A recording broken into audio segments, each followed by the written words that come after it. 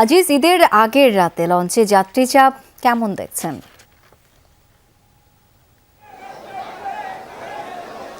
ধন্যবাদ শাওন। সদরঘাটে সন্ধ্যার পর থেকেই কিন্তু যাত্রীচাপ বেড়েছে।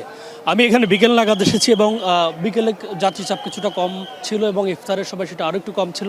তবে ইফতারের পরে সদরঘাট লঞ্চ টার্মিনালে যাত্রীচাপ এখন বেশ বেড়েছে।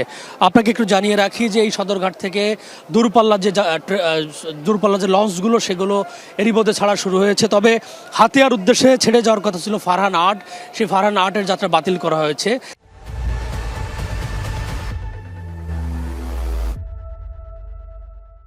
তবে তারশিপ ১ ছেড়ে গেছে এরই মধ্যে এবং এমভি রূপসা ছেড়ে যাবে রাত ৮টায়। এর পাশাপাশি বরিশালের উদ্দেশ্যে ছেড়ে যাবে Kirtankhola, পারাবাদ, Shubhraj, Sundarban, M A Khan 7 adventure, এগুলো সব রাত ৯টা থেকে ৯:৩০ মধ্যে ছেড়ে যাবে।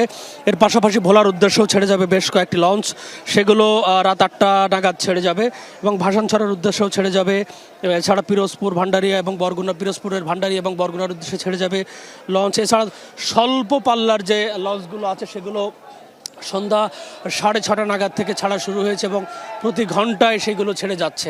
আমি আপনাকে জানিয়ে রাখি যে যাত্রীদের মধ্যে কিছুটা উদ্বেগ কাজ করেছে এই ওয়েদার আপডেট নিয়ে। আবহাওয়া পরিস্থিতি কেমন তারা সেটা আমাদের কাছে জানতে চাচ্ছেন এবং তারা বলছে যে কেমন থাকতে পারে নদীর অবস্থা। আমি যেটি তাদেরকে জানিয়েছি যে আবহাওয়া অফিস থেকে সেভাবে কোনো সিগন্যাল না থাকলেও আবহাওয়া পরিস্থিতির কারণে হয়তো নদীতে কিছুটা স্রোত বা কিছুটা ঢেউ থাকতে পারে।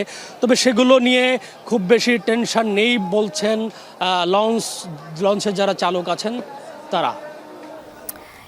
আজিজ, অনেক ধন্যবাদ আপনাকে।